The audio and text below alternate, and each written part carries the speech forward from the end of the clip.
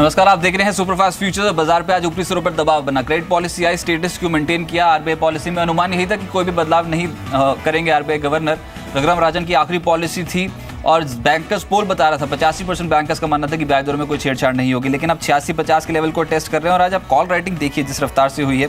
किसी भी स्ट्राइक में 8700 की कॉल, 8600 की कॉल में मामूली इजाफा जरूर है, लेकिन 8700 की कॉल जो है उसमें 11 लाख शेयर्स ओपन इंटरेस्ट में जुड़ चुके हैं। यानी ट्रेडर्स हायर लेवल पे आज कॉल राइटिंग कर रहे हैं। 8800 की कॉल पे 8.78 लाख शेयर्स, और अब ओपन इंटरेस्ट के लिहाज से 8800 और 9000 की जो कॉल्स हैं उसमें कुल ओपन इंटरेस्ट लगभग बराबर है। यानी कि आज की बिकवाली बिल्कुल अलग मायने हैं। पिछले कुछ दिनों में जो प्रॉफिट बुकिंग आ रही थी, बाजार उसको एब्जॉर्ब कर रहा था। आज बिकवाली बढ़ती हुई नजर आ रही है 86-50 के लेवल पे। मेरे साथ आशीष अंदानी साहब इससे में जुड़े हैं। आशीष जी, शुक्रिया अपना समय जी बिजनेस को देने के लिए। सर, कल के मार्केट में बहुत स्टैगर्ड बाइंग थी, कैंडल साइज इतना स्ट्रांग नहीं था अगर टेक्निकली चार्ट पे देखें तो, लेकिन आज की बिकवाली को कैसे देख रहे हैं आप क्रेडिट पॉलिसी के बाद? देखिए, मेरे ख्याल से मार्केट ओवर स्ट्रेस थे। एवरीबडी वाज सेइंग दैट कि मार्केट ओवर बॉट है and market needed a reason to correct. मेरे ख्याल से ऑल्दो स्टेटस को रखा है और ये एंटिसिपेटेड भी था, कोई सरप्राइज नहीं आया, but the market as I said needed a reason to sell, और वही मेरे ख्याल से हुआ है। निफ्टी में हमने एक शार्प करेक्शन देखा है। कुछ बैंकिंग स्टॉक्स ऑल्दो पॉलिसी के बाद बड़े भी थे, बैंक निफ्टी भी काफ़ी अच्छा चला था, बट मेरे ख्याल से प्रॉफिट बुकिंग आनी स्टार्ट हो गई है।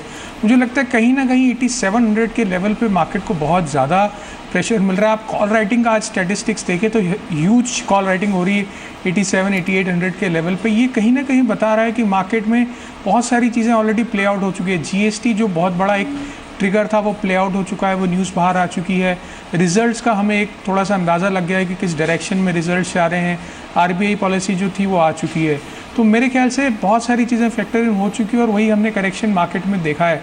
मेरे ख्याल से यहाँ पे सेल करना ही समझदारी रहेगा। निफ्टी में एक 8705 के एसएल रखें और 8565 तक के टारगेट्स देख सकते हैं। चलिए ठीक है, आप मान रहे हैं कि यहाँ पे बिकवाली और एग्जैजरेट हो सकती है। 8585 के टारगेट के लिए 8730 का स्टॉप लॉस लगाएं। क्रेडिट पॉलिसी के बाद निफ्टी बैंक में एक स्ट्रेच जरूर मिला था। पीएसयू बैंकिंग स्टॉक्स पे निचले से कुछ खरीदारी इमर्ज हुई थी, लेकिन आशीष जी अभी का स्ट्रक्चर क्या बताता है निफ्टी बैंक का? वो जो तेजी थी वो गायब हुई है, दिन के निचले स्तर पर ट्रेड कर रहे हैं निफ्टी बैंक और बैंकिंग स्टॉक्स पे। आप करें बिल्कुल, बैंक निफ्टी में आप देखें जो तेज़ी आई थी, एक शॉर्ट टर्म न्यूज़ के बाद तेज़ी आई थी, वो मेरे ख्याल से तो पूरी फिजल आउट हो चुकी है। उसके पहले के लोस को भी निफ्टी ने ब्रीच कर दिया है। बट हम अभी ये नहीं कह सकते कि मीडियम टर्म जो है वो बैंक निफ्टी जो है बियरिश ट्रेंड में आ गया। अभी भी 18,920 का एक इमीडिएट सपोर्ट मुझे दिख रहा है, जिसको अगर सस्टेन करता है तो शायद हम फिर से 19,020 19,050 तक के लेवल्स देख सकते हैं। बट अगर 18,920 का लेवल जो बहुत करीब भी है और मेरे ख्याल से उसको अगर ब्रेक करता है उसके बाद फिर 18,800 तक के जो है सपोर्ट्स बैंक निफ्टी फ्यूचर में दिखेंगे आपको। एसबीआई की हम बात करें तो एसबीआई में भी हमने थोड़ा सा करेक्शन देखा है post the news was out, और मुझे लगता है कि यहाँ पे भी 230 का जो एक लेवल है वो बहुत स्ट्रॉन्ग सपोर्ट है। अगर 230 को हम ब्रीच करते हैं तो मेरे ख्याल से हम इसको 220-218 तक भी जाते हुए देख सकते हैं। ऑल्दो रिजल्ट्स अभी भी अवेटेड हैं कई सारे पीएसयू बैंक्स के, तो मुझे लगता है कि वो कहीं ना कहीं थोड़ा सा कंफर्ट दे शायद पीएसयू बैंक से, क्योंकि हमने एक एग्जांपल देखा था इंडियन बैंक का रिजल्ट के बाद एक स्टेलर परफॉर्मेंस आया था प्राइस पे, तो मुझे लगता है कहीं ना कहीं वो थोड़ा सा कंफर्टिंग नेचर रहेगा। बट यहाँ से फ्रेश लॉन्ग करना तो मैं किसी को एडवाइस अभी तो नहीं दूंगा। एटलीस्ट अगर किसी के पास पोजीशन है ऑलरेडी तो यहाँ पे थोड़ी सी प्रॉफिट बुक कर सकते हैं अगर लॉन्ग में है तो। चलिए, लेकिन एक स्टॉक जो एक समय मेरे फोकस में आ रहा है, वायदा कारोबार का हिस्सा है, वो है रूरल इलेक्ट्रिफिकेशन REC। इस स्टॉक में स्पाइक शानदार देखने को मिली है। REC के काउंटर पर नजर रखें, और वैसे भी यहाँ पर आज न्यूज़ फ्लो में भी था और अब दिन के उच्चतम स्तर के बेहद करीब को टेस्ट करने की कोशिश कर रहा है। 3.5% इस गिरते बाजार पर रिटर्न दिए स्टॉक ने। प्रदीप सुरेखा साहब मेरे साथ जुड़ चुके हैं। प्रदीप जी नमस्कार, स्वागत है आपका। सर, निफ्टी पे कॉल बताएं और एक स्टॉक जहां पर आप समझते हैं तेजी या फिर मंदी बन सकती है। इसकी रजत जिस तरीके से हमने जीएसटी के बाद एक सेल ऑफ देखा, फिर आज पॉलिसी के बाद एक सेल ऑफ देखा, तो ये समझ ही आ रहा है कि अब हमारे पास कोई भी ट्रिगर है नहीं, सारे ट्रिगर डिस्काउंट है और हम एक मेजर रेसिस्टेंस 87 के ऊपर में फेस कर रहे हैं। मेरे हिसाब से 8720 का स्टॉप लॉस लगाकर अगर आप एग्रेसिव ट्रेडर हैं तो शॉर्ट कीजिए। नीचे कहीं भी आपको 8600 का टारगेट मिल सकता है। अगर आप शॉर्ट नहीं कर सकते हैं तो कम से कम एक बार लॉन्ग अनवाइंडिंग जरूर कर लेनी चाहिए। चलिए, आप भी जहाँ तक ट्रेड का सवाल है, मैं बेल को शॉर्ट करने की सलाह दूंगा 142 के स्टॉप लॉस पे 134.50 के टारगेट के लिए। चलिए, भेल पे बिकवाली की सलाह आई है, टारगेट है 134.50, 142 का स्टॉप लॉस और निफ्टी पे टारगेट है 8600। कैलाश पूजा का 87.20 का एक स्टॉप लॉस रख के बाजार पे या तो प्रॉफिट बुकिंग करें या फिर मौजूदा स्वरूप पे ट्रेड इनिशिएट कर सकते हैं नेगेटिव साइड पे। शुक्रिया सर। 8650 के लेवल पे निफ्टी। विकास सोलंकी जुड़ चुके निर्मल बैंक से। विकास जी नमस्कार, निर्मल बैंक की स्ट्रैटेजी बताएं निफ्टी पे। जी हमारी राय जो है निफ्टी पे अभी भी बाई की रहेगी, क्योंकि यहाँ पे हमें लग रहा है कि निफ्टी अभी भी एक अच्छे खासे सपोर्ट जोन में ट्रेड कर रहा है। जैसे लास्ट वीक में वापस निफ्टी ने एक अच्छा खासा हाई बना के वहाँ से यही रेंज में आ रहा था 8650 8550 के आसपास का एक अच्छा खासा सपोर्ट जोन है। तो फ्यूचर में मेरे यहाँ से बाइंग रिकमेंड रहेगा निफ्टी पे। अपसाइड में 8800 का हमारा अभी भी टारगेट आने के चांसेस नहीं। ये जो आप स्टॉप लॉस ले रहे हैं 8640 का स्टॉप लॉस लेके चल रहे हैं सर, क्या स्पॉट के हिसाब से या फिर फ्यूचर्स के हिसाब से? नहीं, ये फ्यूचर के हिसाब से 8640 का जो है फ्यूचर के हिसाब से स्टॉप लॉस है। तो और अपर साइड में टारगेट हमारा 8800 के आसपास रहेगा। और हम बैंकिंग सेक्टर में पीएनबी यहाँ पे हमें एक अट्रैक्टिव लेवल लग रहा है कि 120 119 के आसपास एक अच्छा खासा सपोर्ट है।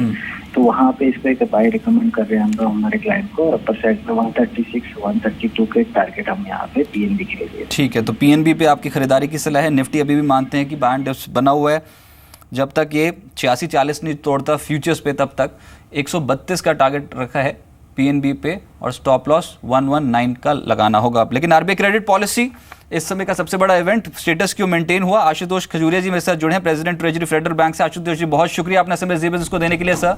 सबसे पहले तो ये जो क्रेडिट पॉलिसी थी कि आपके अनुमान के मुताबिक आरबीआई गवर्नर ने इस बार कोई भी बदलाव नहीं किया रेट्स में सर? जी हाँ, ये एक तरह से आप कह सकते हैं कि एक नॉन इवेंट जैसा ही रहा, और जिसकी अपेक्षा भी थी, क्योंकि 95% के करीब मार्केट के जो प्लेयर्स हैं उनका ये मानना था कि इस बार शायद पॉलिसी में कोई रेपो रेट में कम से कम कोई परिवर्तन नहीं होगा। तो आई थिंक जैसी की अपेक्षा थी पॉलिसी बिल्कुल उसके अनुरूप रही।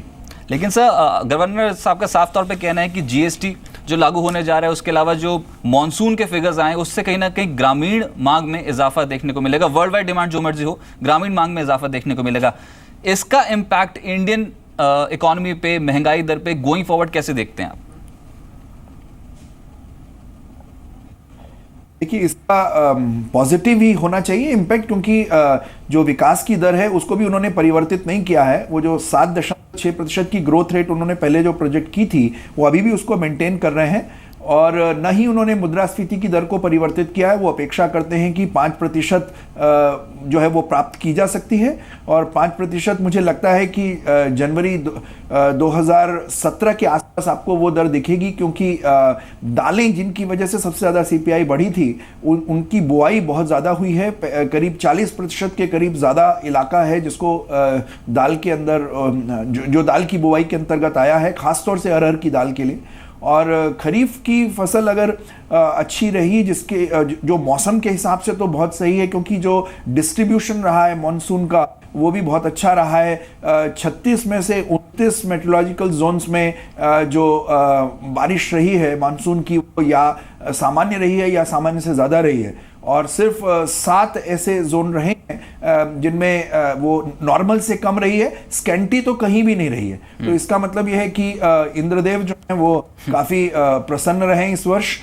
उम्मीद करते हैं अगस्त में भी इस तरह का क्रम बना रहा, और इसके हिसाब से अगर रिजर्वॉयर्स में, वाटर रिजर्वॉयर्स में अगर संचित जल की राशि अच्छी रही तो वो रबी के लिए भी काफ़ी अच्छी रहेगी, क्योंकि रबी में काफ़ी बड़ा हिस्सा सिंचित रूप से होता है और सिंचित क्षेत्र के लिए पानी की स्टोरेज ज़रूरी है। तो मुझे लगता है कि देर तक अगर बारिश हुई सितंबर के माह में तो वो रबी के लिए जो मिट्टी में जो मॉइस्चर है वो भी रहेगा, और उसके साथ साथ जो है पानी का संचय भी अच्छा रहा। तो दोनों ही फसलें, खरीफ और रबी दोनों अच्छी होनी चाहिए, और उसकी वजह से क्रय शक्ति जरूर बढ़ेगी ग्रामीण क्षेत्र में, जैसा कि आपने कहा। राइट सर, जो आप बने रहिए मेरे साथ।